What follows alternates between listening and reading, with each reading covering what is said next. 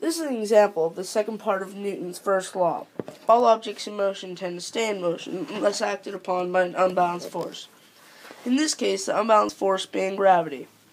If it wasn't for gravity, I'd fly straight off the jump and into space. But because of gravity, it pulls me safely back down to the landing. This is an example of the first part of Newton's first law. All objects at rest tend to stay at rest unless acted upon by an outside force. If it wasn't for her moving her legs in gravity, she wouldn't have stayed in place. But because she moved her legs, she got pulled downhill by She moved downhill and got pulled downhill by gravity and into the pond. This is another example of the second part of Newton's first law. Like I said before, if it wasn't for gravity, I'd fly straight off into space.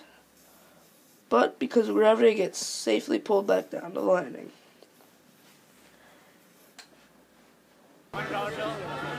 Here's some more examples. In this case, when they hit the pond, some of them you may be able to see where they do get pulled under the water. And in cases like that, they get pulled under the water and their skis actually get pulled under the water and they crash. Just some more examples.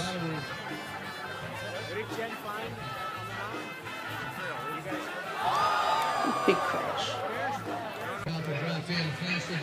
And at the end of this guy's run, he decides to get out of the pond and jump back in.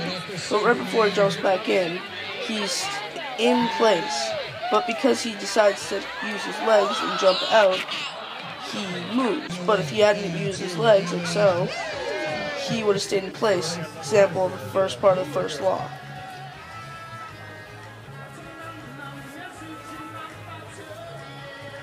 Even though this guy somewhat makes it, you can still see that gravity pulls him down.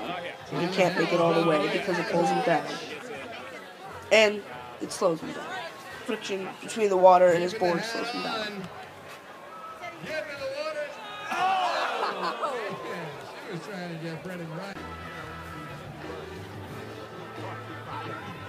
Angus McKay, that's Australia.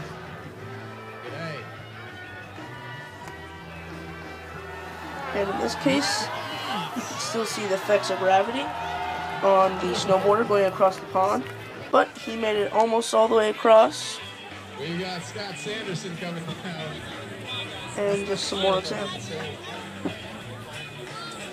That's Scott Sanderson. Oh! Man, I was hoping I was going to go the whole way with him. As the Cookie Monster.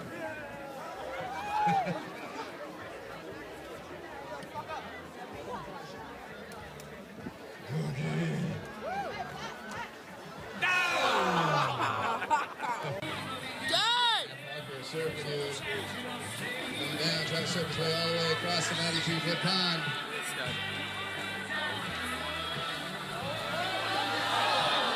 So close, but so far.